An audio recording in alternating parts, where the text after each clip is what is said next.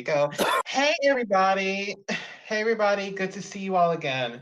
This one is a very exciting one because I'm here with the Untouchable one, and this is going to be very exciting. Say hey to the world. How you doing? How's everybody doing? How's it going? My name is Untouchable One. I'm from the rap group called The Outfit. We are from East Chicago, Indiana, and I'm glad to be on the show. Thank you for having me. No problem. Thank you for coming. This is going to be so exciting. Can't wait. All right. And thanks for that intro as well. I was good for the intro, but thanks for including it. That saves me time. They save us time. That's good. All right. Let's get into the action, shall we? Hello? Oh, Jack, you came. I didn't know you were actually going to come. I didn't think you would. Yeah, sorry. That's I'm a all little right. tiny bit. But That's okay. So give us the rundown. What's happening? All right. So This is the Untouchable one, and yeah. Okay. Right. I think not ecstasy. Sorry, musically. I think you should start off with a question just to get things going. Sounds good to me. All right, Untouchable one. Let's kind of go back in time to learn about you because we're all here for you. So I kind of want to know a little bit about you and your background. So let's start off with this one. How did the journey with music start for you? The journey with music started for me at about maybe 12 years old. And I started just freestyling to into beats and changing words here and there to different songs that were on the radio and added my name in this spot and here and there. And actually, like, my uncle did music, so like he had equipment and stuff. So at a real early age, I started learning how to rap, how to get a good delivery, and how to write and count bars, make beats, and all that good stuff. Yeah. Well, you said you started around 12. I started around the same time. I started around 11, but I have been rapping for only 3 years. I don't come from a music family. Like, none of my family were real like big into music. Although my grandma did do country singing at one point in her life. She hasn't done it in a very long time. So I've only really gotten the equipment to make high quality music very recently because my parents have noticed the stuff I've been doing and the stuff I've been rapping, how passionate I've been about music as of late. So Really? How old are you? I'm 14. I'm 38. Damn. I'm 38. So I've been doing music for over 25 years. I've been doing music professionally for 21 years. We have multiple studios. We have events. We have multiple artists, multiple producers, multiple engineers. We are from East Chicago, Indiana, but we definitely are part of the whole region, which is the Northwest Indiana and Chicagoland scene. We were the first Latin rap group from Northwest Indiana. I have been featured on multiple compilations, the Midwest Mobsters, IND's Finest. I've opened up for D12, Twister, Do or Die, Young Buck. Man, the list goes on. I can't think right now off the top. But I've traveled. Well, we've traveled as a group. The Outfitt. That's crazy. I think this is really funny. Just performed at the Seattle Hemp Fest. Just recently, we were in California, and we shot a video out there called "Lead the Wave." Actually, the song that I want to talk about is called "They Watchin." That was filmed by Nick Brzezinski, produced by Dreaming Out Loud, recorded, mixed and mastered by my man Twan. The video is produced by Mijo. And I want everybody to go to YouTube And please subscribe and go check it out. It's capital O Entertainment. That's CAPITAL space O space Entertainment. And go check out the song they watching. It's a solo song by me featuring Rob Ville doing some commentation, and it's a real eye opening song. It'll help you wake up if you're sleeping still. If you get my drift, you know what I mean. Uh, yeah, I think I'd like to say I'll check that out like after the interview. But I just wanted to say I think it's very crazy that you've been doing music for longer than I've been alive. You've been doing music for more than half of my dad's life.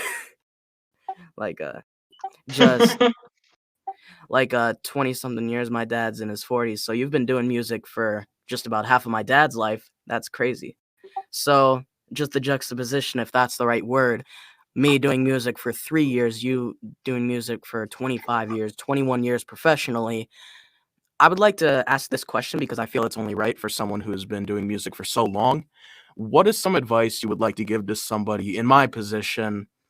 Like, what is some things you wish you knew back then that you know now? Network. Don't be shy. If you're good and you get a good crowd reaction, make sure you go out, you shake hands, you give hugs. If they want to take pictures, and you make sure if anybody else is on the stage that you like, you collaborate with them and you stay working with people, because network is Yeah, one of the biggest things. You never know what it's going to lead to. And you follow up all these leads by networking, and that's how you grow your fan base. That's how you grow, period, as an artist and as a company and everything. yeah, Another thing is to don't be scared to go out the box and try different things and listen to people. Sometimes we as artists, we kind of get stubborn and we're stuck inside the bubble, and that can stop you from growing, you know? definitely. I've experienced like networking on like a much smaller scale, like in school, just getting to know teachers well enough and them like giving me opportunities to do things, not even perform music since like I've been only really getting good and been getting real into making music seriously ever since COVID started. But I do need to say, on a smaller scale, I've been able to making connections with teachers, making connections with friends. I've been able to do presentations on stages in front of like tens of people, and I think closer to 100 people. And Nice. it was like presentations based on business ideas and different ideas that other kids in my grade came up with. This was like sixth grade, I think.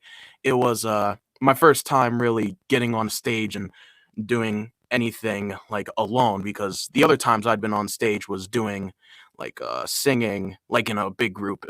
It was not really like anything alone. It was something we were forced to do. That was the first time I voluntarily, if that's the right word, went on stage and did something like that, and it went pretty well. I think that's the the starting point of where I started to gain more confidence in my ability to speak to a larger audience. Nice. So to add on to what you just said in the last question, what else? Something that I didn't know back then that I see now and that I'm looking for in younger artists, because we do have a record label, Capital O Entertainment, is when you're in high school and middle school, that's a whole market right there.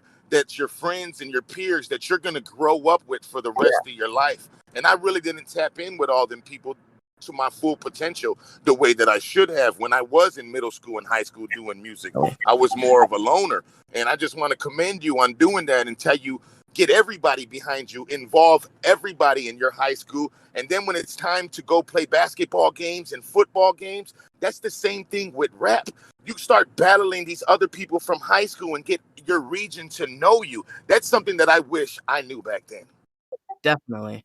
I've been planning on talking more with friends about I more openly about doing music, since only there's a lot of people in my school that know vaguely that I do music. There's a couple of people who have heard some of the stuff that I've done, but I do plan on tapping more into that. That I do know that. I do know that, although I do have a lot of friends who tap more into that, who have performed their songs in front of like a large audience in school for like talent shows and or for other things. A friend of mine, Denny Allister, although he wouldn't like me saying this since he took the videos down because he didn't like the songs he was performing. He has performed in front of like entire school, like for that entire audience, and basically everyone in the schools at one point knew that he did music. I planned on doing stuff like that uh, for this school year, but COVID happened and I was bound to online school for like the last quarter of 7th grade and for the first 3 quarters of 8th grade. I've only went back to school like a month ago, like in real life. And you know what? I have kids, and COVID really messed up a lot of things, but it also put a lot of things in motion. And Yeah. if man, I wish you listened to the song, because the song has to do with COVID as well, and vaccinations and everything that's going on in the world, man. I really want everybody to go check out this song. It's exciting, the video and the song, and it's on all streaming platforms, Tidal, iTunes, Spotify. You just type in Outfit, Outfitt. That's 2 T's at the end, and you'll see it come right up, man. Yeah, definitely. I'll check that out after. And there'll be more time at the end where you can plug things if you feel the need to. Not saying that it's unwelcome now, but just saying that so there's more space right now to talk about that. But yeah, I think COVID really ruined a lot of things for me in terms of school. I haven't talked with some of my real life friends for like over a year. Like March 2020 was like the last time I talked to a lot of my IRL friends for a long time. And the latest time I talked with, like before that, the latest time and the first time in like a year I talked with my real life friends was like last month over Instagram. So it's really strange. And also it ruined like I think we're just 1 year in to COVID, and during COVID, a lot of stuff happened to me and my family, and it changed us, and it pushed me in a direction to go full throttle with my music, and I feel like it was meant to be, you know. And I'm not gonna ever stop or let anybody stop me again from from following the dream. You know what I mean? Because I'm good at it, man, and I know how to keep it moving. You gotta find new artists. That's where I'm at right now, looking for new artists. yeah, definitely. I get what you're saying there. I do need to say, although since I have been in real life school for a little while, like a month, sorry, voice crack, for a month now, I have been improving my grades a lot, and I've had a lot of time, like over the year since COVID started, to work on my music, and now I'm kind of juggling both. I'm doing music, I'm doing battle rap online, and I'm doing schoolwork. So I have What been grade are you in? eighth still. Next year is ninth grade, starting high school. Well, you carry a conversation great for an eighth grader. You're very intellectual, and I love Yeah, conversation. yeah, Um, definitely. man, I thought you were in high school already, man. That's great, Yeah, man. I Don't stop. What kind of battle rap? What kind of battle rap you guys doing over there? online. It's mainly just like acapella battles, just over the internet. I haven't been in any real life battles, but I have been in a couple online rap battles, and I haven't done one since December, and I have improved a lot in my battling skills since December because I was trying to juggle battling and music and online school, which I was not able to do at the time, which I'm able to do now, and I think I'm trying to get back into battling. But there was one person I was going to battle who went by the name Crazy, like spelled KRAY-Z. And we're not battling now for reasons I will not get into that I can say after the podcast. But yeah, we're not battling. I'm like we're not battling anymore, so I have more free time to work on other battles as well, do other things. So So when you battle, do you write it, or are you freestyling, or how do you go about it when you're battling also? I take a long time to write for battles. I take usually like around a month and a half to prepare. Mhm. everything I do need for a battle, depending on the format. Since if it's a 1 round battle, I can prepare a lot quicker, and if it's a 2 round battle, I can prepare a little slower, but still relatively quick. And round lengths also play a big part in whether I'm able to prepare well for a battle. And yeah, just saying that. But Nice. I've never really been a battle rapper, but I have definitely like went at it with my peers where we just freestyled and definitely battled amongst each other, and never really I never really did it for sport with a bunch of people like I'm gonna enter this contest and stuff. That was never my thing. I I always like to write, but I mean, I could freestyle. I definitely could freestyle. There's a battle rap tournament going on in another server that I'm a part of. I'm not a part of the tournament, but I am a part of the server it's happening. And like there's tournaments where if you win you get like $150 prizes. And that's not like all tournaments, but it's like a prize you can get occasionally. Like prizes, money for winning tournaments, winning battles and stuff like that.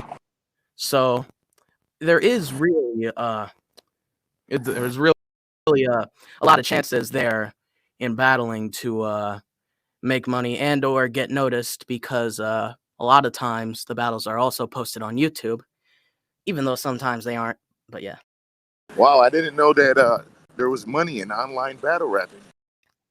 Makes Yeah, me and want to get into it. it's it's really interesting. Like there's leagues around like TYS, and there's also like r/ like rap battles. It's a Discord for a subreddit, but there's battles happening over there, and like there's a bunch of like leagues on Discord, like freestyle and written, where stuff like that is happening, and a lot of these people are really fucking good. Like to put into perspective, some of these people have beat people like Chilla Jones, like these Discord battlers. So it's kind of crazy to put into perspective, like how good some of these people are. Now I'm not on that level yet, but Uh-huh. I do plan on continuing battling in the future. Some battle rappers I watch a lot includes some people like Tay Rock. There's Pat Stay, Caustic. There's also Rum Nitty. I watch occasionally Daylight. I can also tell. There's These are also all professional battle rappers that you're referring to. yeah, professional battle rappers who've battled on like URL and King of the Dot, and some of them have battled on like EBL. Not EBL. I think I got the league name wrong. Sorry, but yeah, I think I did get the name wrong. But yeah, I think battle rap I do want to continue doing for like a little while longer, at least until music starts taking off, whenever that is. I just think battle rap is so much fun. It gives me an opportunity to work on my punchlines and my Right. wordplay and stuff like I that. definitely love listening and watching it. You know what I mean? It's Yeah, it's a sport. It's like a definitely a sport, sport. anything else. I've had conversations with a lot of different people about authenticity in battle rap, and I think that's a good conversation to have, especially since I gave the analogy of I don't think it's an analogy, but an example. If everybody in battle rap did in real life what they rapped about, then like three-fourths of these people would be in jail. But there's a quote from Caustic in his battle with Big K. He says, With "Oh, sorry." I said, well, he said, "Y'all trying to make this battle rap shit real. This battle rap yeah. shit is my escape." I think that's a good mentality to have about it. Mm. So now, when you attack somebody, do you go for their image, how they look, their personality, or do you not even know anything about them? A lot of times I don't know anything about the person, so I'll go with name flips.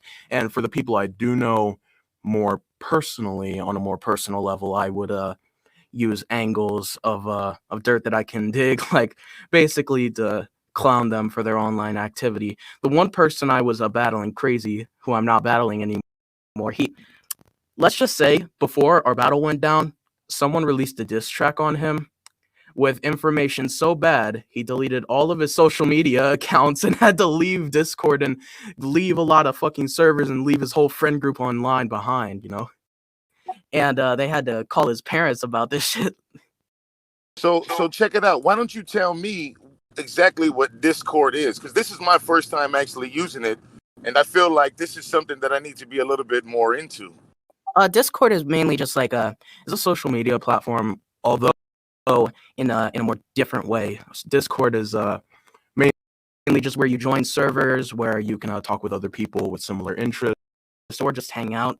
There's you can private message people, and I think it's pretty simple to get into. Instead of like platforms like Instagram and Twitter where everything you put is public to everyone and they can search it up, like servers are only people in the servers can see the messages you're saying. Nobody not in Right. the server can nobody that isn't in the server can see what you're saying. So what we're doing right now, only people in this server can see what's going on, see we're in the voice chat, stuff like that. And like some things you'll learn over time, but that's the gist of it basically. I get that. So what is your name exactly? Rap name is Jack. Just go by that. I go by different things on different social media platforms, so I can so people can find me easier, but my rapper name like officially is just Jack, like Just JC. Jack. Okay. It's And who is musically exactly? That wasn't you. That was somebody else, correct? musically someone else. Musically is a writer and hosts this podcast. mainly. I've only been co-host for like a couple days, but I've also been on the podcast Like 5 times before in like different contexts, whether featuring with someone else or doing stuff on my own. I've only became like a person who mainly hosts recently, but yeah. Well, yeah, this is definitely different from the last couple of interviews that I've actually been doing. I feel like this is a little bit more organic. I like it. Oh yeah. Yeah, it's definitely different. I wanted to go into this question because I feel like this is a good question to ask everyone to put into perspective some things. If you weren't doing rap, what would you be doing now? Like in terms of like what would your passion be? Or if rap is a job, what job would you be doing instead of rap? Well, I would probably still be exactly what I'm doing, because as long as I've been doing music, I've been at the same job. I'm a longshoreman, and I've been working at the Port of Indiana for over 23 seasons. It's the start of my 24th. And yeah, I'm a longshoreman, man. Run cranes, front end loaders, material handlers. We unload vessels off the lakes and oceans, all that good stuff. Any cargo that comes off the water, longshoremen's handle it. Yeah, interesting. My job, I'm a professional student. For now, what are you looking to get into? If music is my dream job, but the things I'm more realistically going to get into are either being a chef and or Something more related to commentary, like more opinion based, like things where you put your opinions out, like a political commentator, stuff like that. But chef, political commentator, and rapper are like my 3 biggest goals. So realistically, there is a market for rappers and music, and to make money off of music. And it took me a while to learn how to do it. But as you grow, you'll learn that you can charge for features and learn how to do beats. And if you learn how to engineer, you can open up your own studio. And as time goes on, you can train people and teach people and educate people on how to do everything that you've learned over 20 years. You see what I'm saying? And that's where I'm at, where I'm teaching people and we're putting together a strong team. You see what I'm saying? Of people who know how to do stuff and people who are ready to learn, and you know, that's how you thrive. That's how you grow. And Yeah, there's definitely. definitely ways to make money off of music. You know, so I just want to plant that seed in your head as well. That you know, you could open up your own studio. You know, if that you're Right still now, young. my You I know, have a there's a lot of studio ways to do just it. like made out 2x4s and blankets and boxes. Mainly, Nice. mainly what the mic is on right now. I punched a hole through a box and then I put the mic. Like it's on the hole in the box. And the cords are running through the boxes with a bunch of fucking holes, and I have like milk crates like stacked on top of each other where I place the computer, and the the pop filter is like attached to the milk crates. Like But it's you're making it work. You improvised. You figured it out. You know. definitely. I know some people who my friend Danny Allister told me I think maybe he used to put his he had a blue snowball, which is like a spherical microphone. Yeah, I'm familiar. he put it on a Pringles can. That's And then he said that's how he used to like place it. I think it was. so he didn't have no mic stand. He used the Pringles can with the snowball with the mic inside of it somehow. Not inside of it, but he had like the Pringles can, since it has a hole like Uh-huh. in where you can where the chips go. Basically, it's basically just like a cylinder where you put chips inside. It's not like a bag. It's more like it's closer to a box than a bag. But he put the sphere Like a spherical microphone on there and it just like stayed in place. It's not good if you want a good sound. but it's there if you want a mic stand. He improvised. He made it there with him. I actually I know him on live before though, like at the Rock and Roll.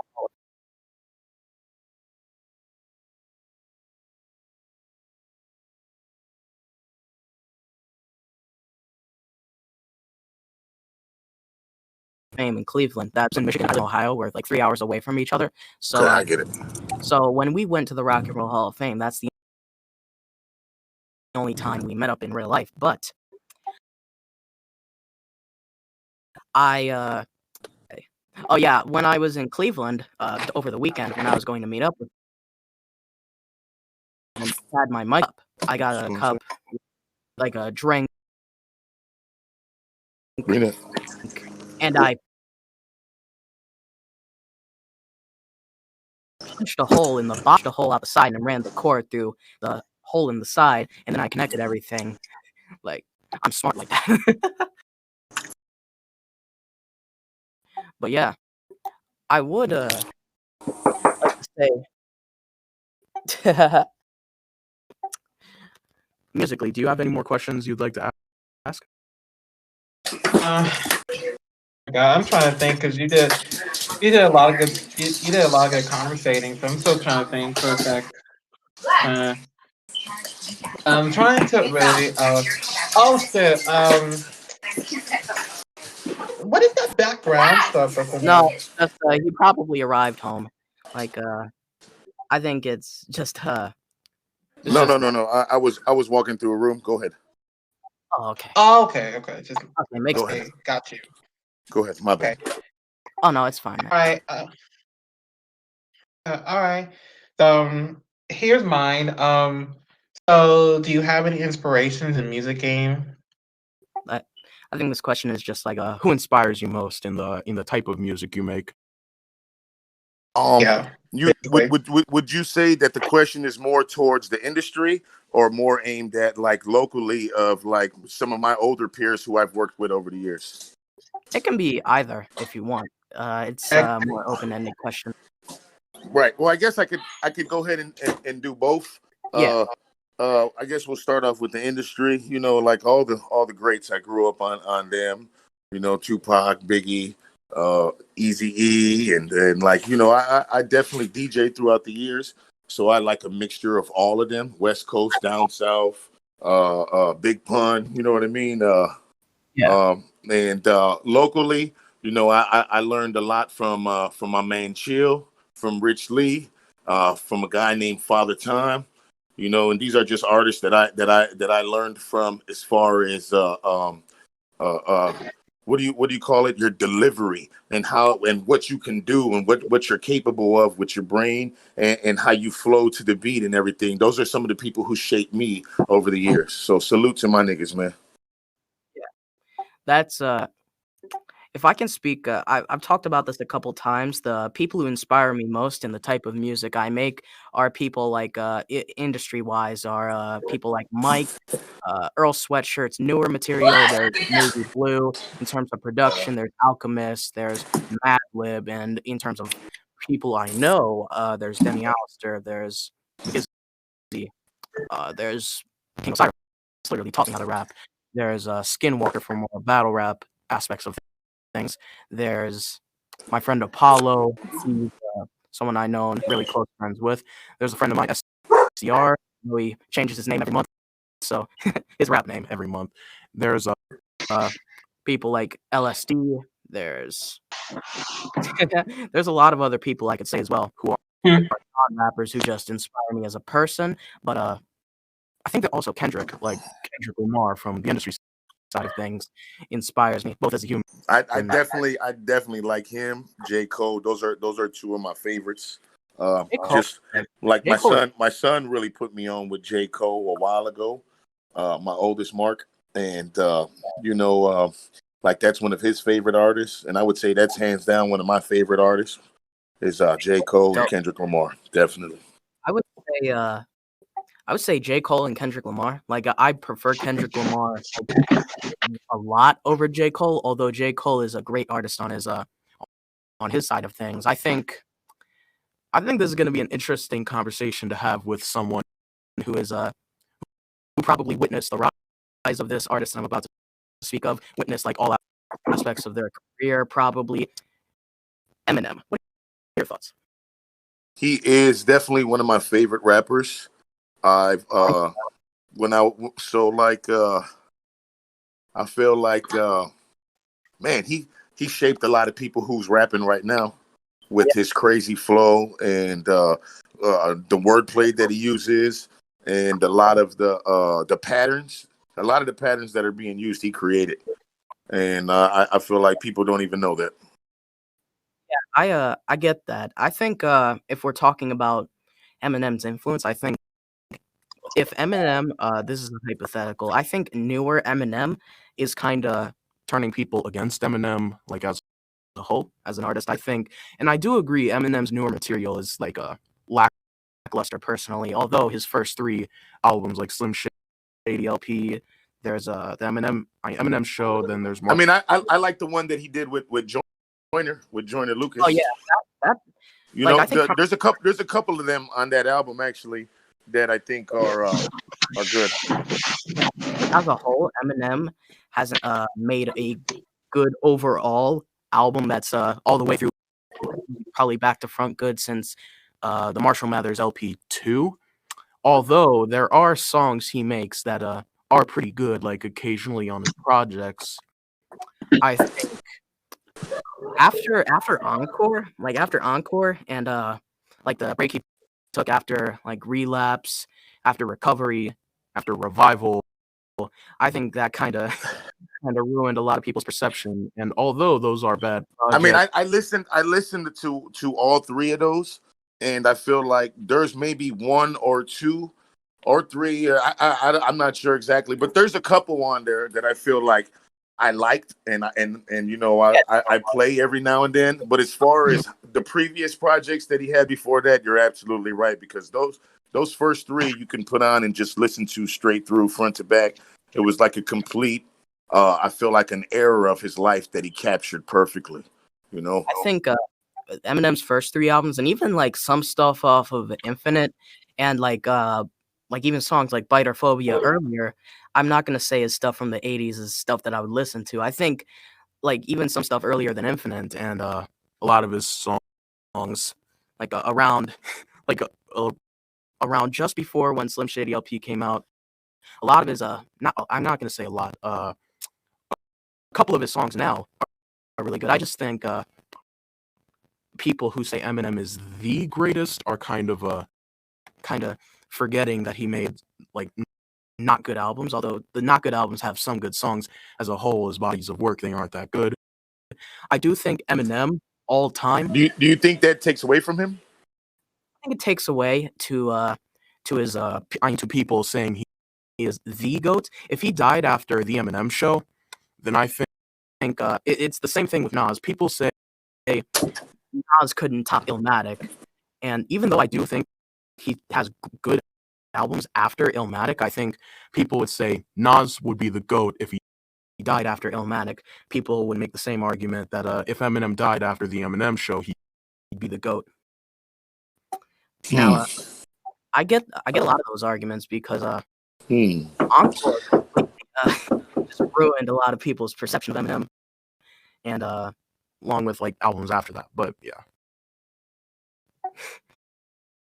I think although I do not like Eminem's newer stuff, I do like his older stuff as a whole. I think he's okay. I think he is the reason I got into rap. He is the reason I started rapping.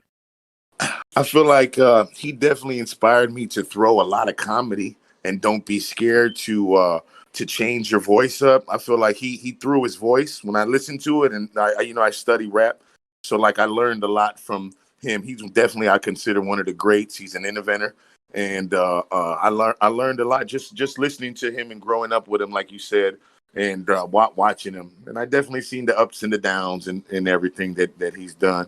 But as a whole, man, he's dope as fuck. Shit, can't nobody take that from him. No way. Yeah, I think Eminem as a whole, he doesn't have a struggle in terms of his technical abilities. I do think he has a lot of corny lines, and I think his ability to make songs is not as good in this type of modern format. I think his earlier ability to make songs like a lot of stuff off Some Shady LP, Marshall Mathers LP, and then Eminem show, those are a lot of those are great songs because he's well in that format. I think he doesn't work as well in a modern type of landscape. Hello.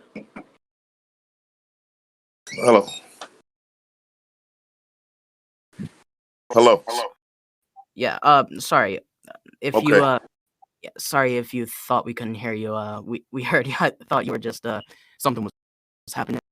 Yeah, no. Somebody called the phone. Somebody called the phone. I thought we lost the server, but what you're saying is sounding dated, correct?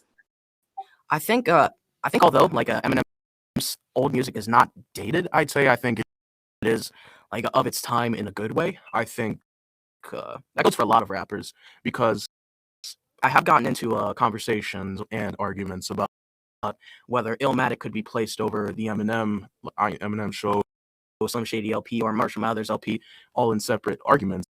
I would take Illmatic over any of those, but I think See, I'd have to disagree. See, and maybe it's just from where I'm from. Where did you say you're from? Ohio? I was born in Kentucky. I lived in West Virginia for the first couple of years of my life. Then I moved to Ohio, where I've been for the majority of my life. I'm not Get how somebody I'm not the hugest fan of Nas. Now, don't get me wrong, I do fuck with him big time, but I feel like the pedestal that he's been put on is other people couldn't be there, so to say. Yeah, I definitely get that, but I think Illmatic as a project was like one of the greatest rap albums of all time, although there are a lot of albums that are better. I think in terms of speaking in influence wise, I think Illmatic also kind of hits hard and had a lot of influence. I personally just prefer the style a lot more. Although the grittiness of it. I do love like music like Earl Sweatshirt's newer stuff. Like who was it? What? I didn't hear what name you said. Earl Sweatshirt. If you know what I'm talking about. E40? No, Earl Sweatshirt. Oh, that's I believe that's like another name that E40 calls himself. No, Earl Sweatshirt's an entirely different rapper. He started releasing projects in like 2008, and like was a member of Odd Future. If you know Tyler the Creator, he was a part of that same group. If you know Yeah. Frank Ocean, he was also a part of that same group. So Yeah, I definitely know who those guys are. but he was a part of Odd Future for a little while. He released projects like Dora, some rap songs like I Don't Like Shit, I Don't Go Outside. He released Feet of Clay in 2019. He's just been doing singles and features on other albums like since. But I am waiting for him to like drop a new project. It's been a little while, so. As well as Kendrick. I've been waiting for Kendrick to drop an album for like a long time. He dropped Damn in 2017. That's like What do you think he's waiting on? I think he's waiting until like COVID is more settled so he can do live shows and stuff like that. Because I think I heard one time that if COVID hadn't happened, we'd probably have a Kendrick album a lot sooner. And a lot of people's albums got pushed back because COVID messed with people's ability to do tours, and it affected the rollouts of a lot of albums, and affected a lot of tours. So,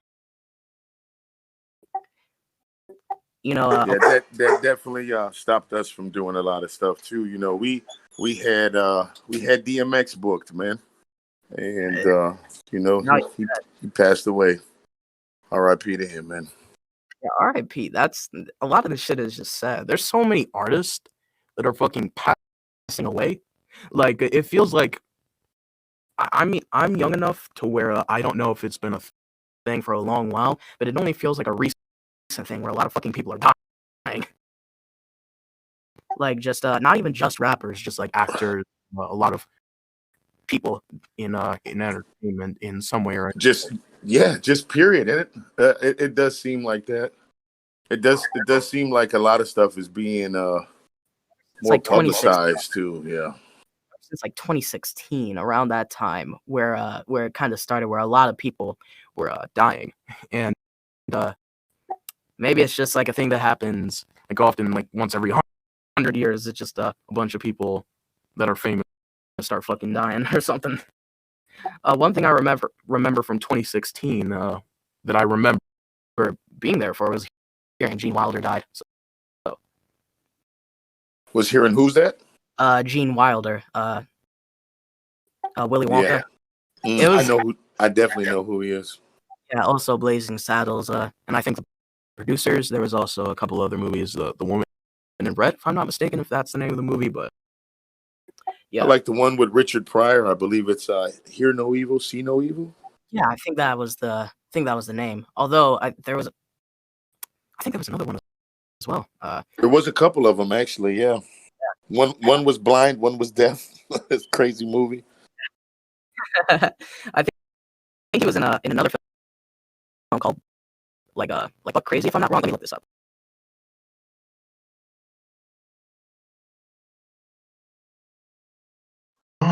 Stir Crazy. They were in a mental house, and I think they broke out or something like that. Same. Yeah, Richard Pryor and Gene Wilder. Yeah. Yeah, Stir Crazy. Stir Crazy. That's another good one. Yeah. Definitely. So this might not be surprising to hear, but a lot of the times before I was doing music, I was like huge into movies. I would want to make my own movies. I even make my own short films, and they're still up on a YouTube channel that I will not say the name of. But if you look hard enough, you can still find a channel I had back in 2017 where I was like 10, 11 making short films with my brother. So wow.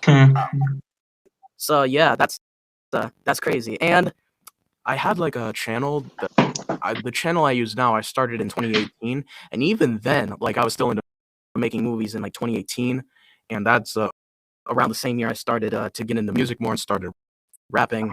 So I was like doing music and movies at the same time. Then movies kind of started to slide out of my life a little bit. I haven't watched a movie all the way through in a long time. Same. Me neither. It's definitely been a minute. The last time I watched TV was a while ago, before the other day, and I put the TV on. Well, I watched TV actually at somebody's house, and it was all the commercials were aimed at going to get the vaccine. and Yeah, and even like food commercials had to do with the COVID-19 and the vaccination. Everything, like a lot of every single. restaurants had to. I mean, like a lot of restaurants had to shut down. A lot of restaurants had problems, and a lot of businesses. So I think COVID-19 really affected like all parts of life. Like just Yeah, it did. it affected like all parts of life. It affected like our business. It affected entertainment. It affected even like some people's lives. Like a lot of people. So Like I got a question outside the box for you. Do you think that the COVID-19 was actually came from China, or do you think like it was like made by scientists? I'm not too into that. I haven't done enough research to come to a conclusion. Although I have heard both Theories pushed around, and I used to believe both at some time. No, I'm just saying what's your beliefs or your opinion on the subject matter? I think COVID-19. I'm gonna put it like this as a whole.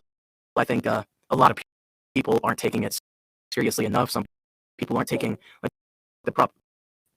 Okay, he left. Happened. So we're just gonna edit this section out. Okay. He's back. To continue what I was saying, to continue my thoughts, I think some people aren't taking COVID seriously enough. Some people are trying to get a little too comfortable, like going outside without masks a lot. Some people are spreading it and not. Some people aren't being a good example. They're just going around partying and like gathering in large groups, like when they don't need to, and just posting it on social media, thinking that it's all right. Gives the people they follow, they make them think it's all right. It's just a big cycle of people not taking it seriously, us getting to a sort of low point, and then people getting comfortable, and then it comes back in some way. It's just a cycle. Is there anybody that in your family or anybody that you might have known personally who experienced the COVID? I think I caught COVID once or twice. Really? I think I caught it once or twice, and Wow. did you regain your senses and everything? like it might have been something else. That's why I said think. I'm not completely sure if I did. I haven't got each time I gotten tested, it came back negative. Although there were like 2 points since COVID started where I got extremely sick. So, like, yeah, I think I may have caught COVID, although it could have been another sickness. It did affect my breathing a lot. Did affect my head a lot. Had a lot of headaches, stuff like that. Puked occasionally. Although I only heard about like the signs of like you can't taste or like you can't smell or something like that. After I caught them, I only knew those were symptoms after, and I can't recall whether that did happen or not. Because you weren't paying attention to it at the time, huh? I wasn't paying too much attention because I Right. thought this is just normal sickness. Even though COVID-19, like the pandemic was going on, I didn't think like I caught COVID. You know, and although I don't think anybody in my family has gotten sick since COVID started, so I don't think any of them have caught COVID. So, but yeah, Do you think that you're going to take the vaccination? if I get the opportunity to, I think I'll take the vaccine. Yeah. Although I haven't gotten The vaccine. There you go. Yeah. Yeah, I haven't gotten the opportunity yet to get it. Although I have planned on I've been talking with my parents a tiny bit about maybe getting it soon, and I don't know how soon it is, but I do plan on getting it at one point. Yeah. Yeah, I don't think I'm going to get it. Now, can you explain personally why you don't want to get it? Now, I can understand concerns of like maybe it took too little time to make it. It was rushed, and I get those concerns, but are there other reasons as well as that as to why you wouldn't want to take it personally? I mean, just like I mean, that plus I feel like um I don't know. When I was younger, I went through chicken pox and measles. I don't know if you know what those are. No, what And those are. I feel like I was born at the end of the era, and so when you do a little bit research and you think about how times were back then, they knew everybody was going to get it, and it was like so. Say your cousin or somebody got it, your family like would be like, all right, we'll put these people together. That way we can get it over with and let them all get it. You know. I And think it's just weird because right now I feel like we're at the beginning of the pandemic, and when I was born in the early '80s, it was the ending of that stuff. Where like, and now nobody really gets measles and chickenpox, and I for feel like for, they were making that stuff for 30, 40 years before they got it right, and a lot of people got sick from the stuff that they were doing in the beginning to them. And I feel like everybody, they got it for free and they're volunteering themselves. They're kind of like guinea pigs to me, in my opinion, and I don't want to be that. I definitely get that. I do think as technology does advance, it may take quicker and quicker. But I do understand how you'd think. The thinking that you'd want to wait a little while longer and wait for it to be approved more. Wait till it's probably safer, because I have heard stories of people like getting adverse effects from taking the vaccine. Although it probably isn't uh, proven. It probably is just they got adverse effects after taking the vaccine. It's still suspicious. Although I do I feel think like there's going to be a lot of anomalies because every person's body and every person's different. Everybody reacts different to everything. now And not everybody's DNA is the same. Not everybody's, you know, eh, everybody's not the same. You yeah, know what I mean? I definitely get that. Although I do think Taking the vaccine might be important now. I do think uh, that people feel since we're getting the vaccine that we should stop social distancing and that we should stop we should stop wearing masks and stuff. And I have heard that people who have gotten the vaccine still catch COVID, but it Yeah, may just exactly. minimize the Because there's different strands of it. There's different strands of it. It's mutating still. I have heard like people who have gotten the vaccine still catch COVID, but it just kind of makes the effects better. just like it doesn't affect you as much. That's what I've heard, and yeah, that's What I've heard from it, and I think uh, I haven't done enough research to come to a super solid conclusion about my thoughts, but I do think g- generally we should just keep social distancing, keep wearing masks and stuff for as Yeah, long I agree. as I agree uh, with that because whatever this virus is, it's definitely real. I know people who've been sick, and there's other people who've been sick and died from it yeah, that I know, that and that I worked with. So the shit is definitely fucking real. I'll tell you that. definitely. I was in school one time. It was like a sixth period, I think it was, and we were talking about rights and shit in like social studies class. And wait, what? Sorry about that. Pause for a second. But I do remember this one girl saying there was questions about whether there should be mask mandates and whether it's taking away people's rights or not. And there was a conversation about that. One girl, it is a decent conversation, but I am personally leaning more towards that people should be wearing masks and we should probably enforce it a lot better. But this one girl said, I don't think we should be wearing masks. Most people don't wear them right anyway.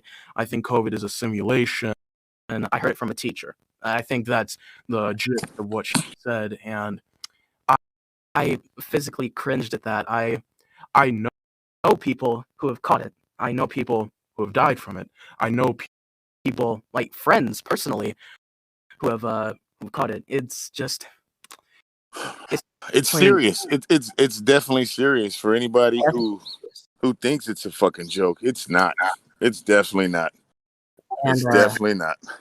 Especially yeah, if you love your older people, you know, a lot of the young people, maybe even the ones who are the carriers, like they say, and those are the people who are around everywhere, traveling and fucking spreading the shit. You know what I mean? yeah. I think it's very easy for her to say that COVID is not a problem, that we are overreacting, maybe because they haven't experienced it themselves. They haven't known anybody who experienced it.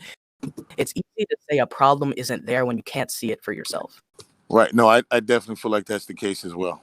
Yeah. Somebody who has no no, somebody who has no knowledge of like a personal, you know, something personal where it's like, yeah, I know this person, they caught it and they died from the shit. Now, how does that change you and your life and how you move and how you walk? And, you know, it definitely, it changes people. And for the people who haven't experienced that yet, anybody in their family or anybody of friends of the family or anything who caught it and actually died from it, they definitely don't know the severity of it. Yeah, definitely.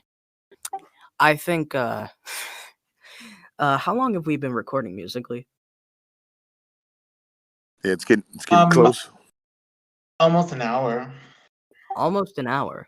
I think we should start wrapping up closer to now, but musically, did you tell them about like what happens usually when someone's on wrap it up? Oh Like yeah. All right. I think it's Okay. getting to the point where I think it's best if we have you rap if you wanted, just like a verse off Mhm. the top, or just a verse that you feel comfortable saying. Any verse that you feel sums up your style Cool. the best can be said here, a cappella.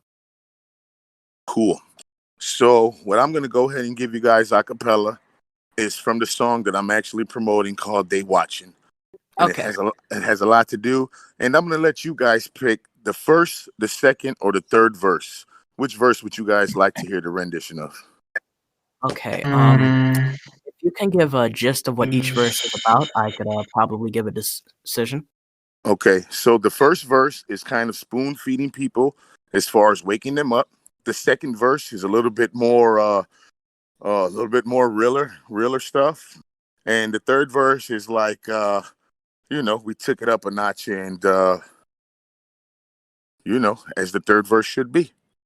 I think we should start off. I think we should do the first verse because I feel with the structure of the song and the way you're talking about it, I think it's best if they start off from the beginning, not start off like from the middle or from the end. I think the first verse. Okay, let's get it. Whenever you guys are ready, you let me know. Let's do a countdown or something, huh? You can start. You can start whenever you feel like. Okay, and you're going to have everything edited up and everything?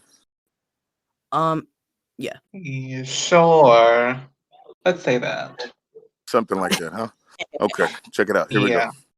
I know change is hard. You don't want to believe. Brainwashed by the media, radio, and the TV. They got custom advertising just to keep you in line, living in fear for your life under the government eye. Standing by, getting high while we losing our rights. Major corporations got them some consumers for life.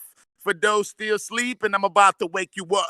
Ain't shit free, they enslaved America. Trying to dumb us down, thin us out, work us to death. Get us to kill one another, and so we give it our best. They own the banks that control the government and the media. Deception is everywhere. We buy memorabilia, population control. Tell live vision, revolution, independence. We all in this. If we all in this, we could all in this. If we all in this, because they watching. Open your eye, dog. They watching. Don't look now, cousin. They watching. Big brother, you know they watching. Yeah, they listening too. Listening to me and you. Recording everything we do. Why don't they listen? They genetically modifying our food from the seed, cloning our meat, adding chemicals to the water we drink. The more I research, the moral rebirth. Eternity hurt. Put loyalty first. They trying to thieve earth. Fuck a new world order. That ain't a precursor. You ain't never heard Illuminati, mind, soul, and body, world domination, secret societies. They got the game rigged. Think you winning, you just feeding the system. Another innocent victim. You see the ignorance in them, living the Groundhog Day. Stag Bill, Phil Murray. Drugs and alcohol done got your eyes really blurry. We went to war with the drugs. Yeah, they fucking us up. Steady worship above. Ain't nobody showing up. They chose the path for the scientists. Now they manufacture viruses. We need to establish what we have now, develop new alliances. Because they watching. Open your eyes, dawg, they watching. Don't look now, cousin, they watching. Big brother, you know they watching. Yeah, they listening too. They listening to me and you, recording everything we do. Why don't they listen? Welcome to the age of technology. Information's an odyssey. Honestly, I believe numerology. My theory of relativity is stay thinking logically. People are too colicky. Democracy blinded by the bureaucracy. We need a resolution for this restitution so people could follow suit with. Sit back, enjoy the music, or join the movement. We out here witnessing the human evolution, fusing humans with computers. How about that? I'm shining through our history. Room 237, Stanley Kubrick filmed the footage of Apollo 11. I try to told him like Edward Snowden. We leak it on Wiki. Speak the truth to the world. I hope you people believe me. HAARP. That's a machine. Rain Man, Weatherman. Our nightmares are their dreams. Everything ain't what it seems. You need to open your eyes. Open your eye. People, open your eye. Because they watch. What y'all think? I like that. I think the vocal performance was showed a very I showed a high level of skill and practice musically left. I think the vocal performance shows a high level of skill and practice, I think, as well as like the technical aspects, like the flow and the way you structure things, I think also gives off like the feel that you've been doing this for a long time. It's very stylistically reminiscent of a lot of older, like a lot of older rappers and stuff like that. In terms of lyrical content, I'd have to analyze the lyrics further, read them, get an understanding to give a full opinion. But I think I like that. I love the feedback, man. Pretty good. Pretty Yeah. good. I Pretty think good. I think it, although like the pauses would fit better if it was on a beat. I think a cappella may not work as well. I can tell it was built to be rapped on a beat. So yeah, Actually, that song was written. Well, I wrote that song in 2008. 2008. 2008, I wrote that song, and my team just felt like it was super relevant in the day and age we live in. So we put together a budget and a project, and we had the beat done because I actually got the beat from YouTube, so we weren't able to monetize it. So we created just around my vocals that everything that you're going to hear when you go and listen to it, it was all created over from scratch, and the beat was built around it. That way, it's all in tune with the frequencies, and sonically, it's all the same tune. And I hope everybody enjoys that song, man. Yeah, I think that's a cool story. Like 2008, I was 2 years old. I wrote that song in 2008. That's crazy. But yeah, I think right now is the section where we give you a chance to shout out anything that you may have forgotten to shout out during the podcast. I think You can shout out anything you want, like your social medias, any project, any song, any homies, stuff like that. Okay. So off top, my name is Untouchable One. I'm from the rap group called The Outfitt from Northwest Indiana. And I want everybody to go to Facebook and go to Untouchable One and go subscribe, go like my channel. Also, my personal page is called Mark Black, MarkBlack. On Instagram, I'm Untouchable_219. On Snapchat, it's Outfit TV. That's OUTFITT space TV. And you can Google Outfit with 2 T's. On YouTube, it's capital O Entertainment or Outfit TV. Also, we're streaming on all streaming platforms. Outfit is on there. Shout out to my whole team, everybody who put on for me, and everybody who's grinding and doing their thing. Y'all keep going, man. Shout out to everybody who's listening, and I just want to say thank you for having me on the show, Jack. And musically. And It was musically.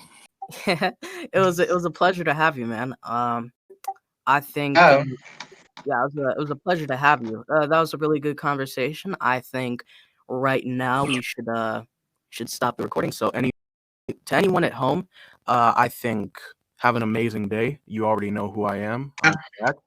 Hope you have a great day. Wish you the best. Goodbye. guys, have a good one. And make sure to check us out on social media and stay tuned for more to come. And have a good one, everybody. See you guys.